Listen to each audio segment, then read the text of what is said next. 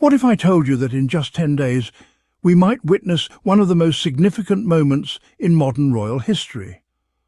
A father and son, separated by an ocean of hurt, misunderstanding, and 20 months of silence, are finally preparing to sit in the same room together. This isn't just any father and son. This is King Charles III and Prince Harry, and their upcoming meeting could either heal a fractured royal family or expose wounds that may never fully close. Stay with me, because what happens next could change everything we thought we knew about the House of Windsor. Hello everyone, and welcome back to Meghan and Harry Tales. I'm Adrian, and today we're diving into one of the most anticipated royal updates in years. Prince Harry is finally preparing to see his father, King Charles, for the first time in nearly 20 months. A reunion that has been months in the making and could mark a turning point not only for father and son, but perhaps for the royal family as a whole. But before we get ahead of ourselves, we need to ask the hard questions. What does this mean for Meghan, who has chosen to stay in California? How will this affect Archie and Lilibet, who barely know their grandfather? And perhaps most importantly, can Prince William ever find it in his heart to forgive his brother? Let's break it all down, piece by piece. Mark your calendars. September 8th, 2025. On this date, Prince Harry will return to London to attend the where family unity is supposed to be paramount. This will be no grand public reconciliation, no staged photo opportunity with perfectly timed leaks to the press. Instead, sources tell us it's being described as a private, dignified conversation between a father and his son, a long overdue chance to heal after months of distance, misunderstandings, and what must have felt like deafening silence on both sides. And the timing couldn't be more symbolic or more poignant. September 8th also marks the third anniversary of Queen Elizabeth II's death, the woman who held this family together through decades of scandal, who taught them all about duty and service, and whose absence has perhaps made the current divisions even more painful. The family will naturally feel her presence that day, and perhaps that shared sense of grief and remembrance can open the door for new beginnings. To understand the magnitude of this meeting, we need to revisit the journey that led us here. Harry and Charles haven't had an easy road, not by any stretch of the imagination. The King has been courageously battling cancer, a diagnosis that shook the entire Commonwealth and reminded us all of life's fragility. Meanwhile, Harry has been fighting his own battles, both legal and emotional, particularly around his ongoing concerns about security in the UK. Let's be clear about something. Harry's security concerns aren't paranoia or celebrity dramatics. This is a man whose mother died fleeing paparazzi, who has served on the front lines in Afghanistan, and who has faced credible threats to his safety and that of his family. When he lost his legal challenge for police protection while in Britain, it wasn't just a legal setback. It was deeply personal. Earlier this year, in that heartbreaking BBC interview, Harry admitted he felt devastated after losing that security case.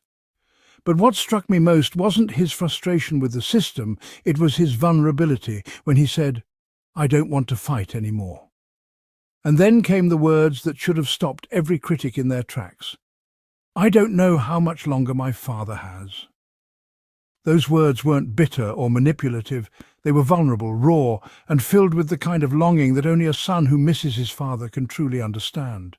For anyone questioning Harry's sincerity about wanting reconciliation, this is the proof. He wants to be there for his father during this fragile chapter of life. And now, at last, there's a real chance for that to happen. But this reconciliation hasn't happened overnight. Sources suggest there have been quiet communications behind the scenes for months. Phone calls, messages through intermediaries, and careful diplomatic work to create the right conditions for this meeting. Both men, it seems, have realized that time is too precious to waste on pride. Now, many of you are wondering, where does Meghan fit into all this? The Duchess of Sussex has chosen to remain in California with Archie and Lilibet, and I want to address this head-on because the criticism has been relentless and frankly unfair. Let's be honest about Meghan's experience in the UK. She has endured attacks from the British tabloids that were not just critical, they were cruel, often racist, and deeply personal. We're talking about headlines that dissected everything from how she held her baby bump to the way she closed a car door. She was criticised for eating avocados, for wearing dark nail polish, and for touching her husband's back in public. Think about that level of scrutiny for a moment. Imagine every choice you make, every gesture, every outfit being analysed, criticised, and twisted into evidence of your character flaws. And this wasn't just gossip. This was systematic, coordinated character assassination that affected not just Meghan, but everyone who defended her. Her decision to stay home isn't about rejection or stubbornness. It's about protection and self-preservation. Meghan has been very clear about her position. She cannot envision bringing her children to Britain without proper security guarantees. As a mother, her priority is keeping Archie and Lilibet safe. Given the very real threats the family has faced, that's not just understandable, it's admirable. But here's what the critics miss. While Meghan won't be physically present at this meeting, her support for Harry is unwavering. Behind the scenes, she has stood by him through court battles, public criticism, and the most strained family circumstances imaginable. She supported his decision to attend his father's coronation alone. She encouraged his legal fights for security, and she continues to support him now. This isn't Harry standing alone against his family. This is the Sussexes working together as a team, as they always have. Meghan understands that healing between Harry and his father could benefit everyone, including their children, who deserve to know their grandfather. On King Charles's side, we're seeing something remarkable, a genuine evolution in his approach to this family crisis. Sources close to Buckingham Palace confirm that there's a clear determination to make this meeting happen, and more importantly, to make it meaningful. Charles has been deeply saddened by the rifts within his family. Those who know him describe a man who lies awake at night, thinking about his sons, about the grandchildren he barely knows, about the legacy he wants to leave beyond the crown. And despite everything, despite the allegations in Spare, the revelations in the Netflix series, the painful interviews, he has never fully closed the door on Harry. If anything, his cancer diagnosis seems to have crystallized what truly matters. Facing mortality has a way of putting family feuds into perspective. Palace insiders suggest that Charles has been privately reaching out, making it known through intermediaries that he wants to repair this relationship before it's too late. And let's not forget, Charles is also a grandfather who is missing out on precious years with Archie and Lilibet. He hasn't seen them since June 2022, which means he's missed over 3 years of their childhood. Archie is now 6, old enough to understand family dynamics, old enough to ask questions about why Grandpa King Charles lives so far away. Lilibet is 4, at the age where every day brings new words, new discoveries, new personality traits that Charles will only know through video calls and photographs. For a man who has always valued family, who maintained close relationships with his own grandparents, who speaks fondly of his grandmother, the Queen Mother, that distance must be agonizing. A reconciliation with Harry could be the first step toward one day having a real relationship with his grandchildren. Of course, not everyone in the family is ready to embrace reconciliation. Prince William, Harry's older brother and future king, has reportedly made it clear that he's not interested in any reunion with Harry at this time. And to understand William's position, we need to see this through his eyes. William feels that Harry chose public revelation over private resolution.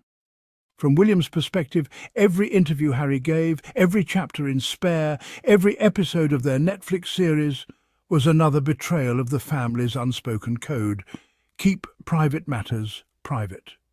William has watched his father, his stepmother Camilla, and even his wife Catherine become subjects of public discussion and criticism because of Harry's revelations. The future king also carries the weight of institution on his shoulders in a way that Harry, as the Spare, never had to. William sees his role as protecting the monarchy, preserving its dignity and ensuring its survival for future generations. In his mind, Harry's actions have threatened all of that. But here's what gives me hope. Reconciliation is never a straight line, and it doesn't have to happen all at once. Family healing is messy, complicated, and often takes years. What matters right now is that Harry and Charles are taking the first step. The bond between father and son can become the bridge that eventually leads to wider peace within the family. And Harry, by continuing to show up with openness, sincerity, and yes, even vulnerability, is keeping that possibility alive. He's not giving up on his family, even when it would be easier to do so. That takes courage. What makes this story so compelling to millions around the world is that it transcends royalty. It's fundamentally about human relationships, about the complexities of family, about the courage it takes to say, "I'm sorry," or "I miss you," when pride and hurt feelings stand in the way. At its heart, this is the story of a son who misses his father, a father who wants to mend broken bonds, and a family caught between the weight of tradition, the demands of duty, and the very human need for love and connection. It's about a daughter-in-law who has been demonized for protecting her family, and grandchildren who are growing up knowing their royal heritage only from a distance. Harry and Meghan have often been criticised for stepping away from the monarchy, for choosing independence over institution.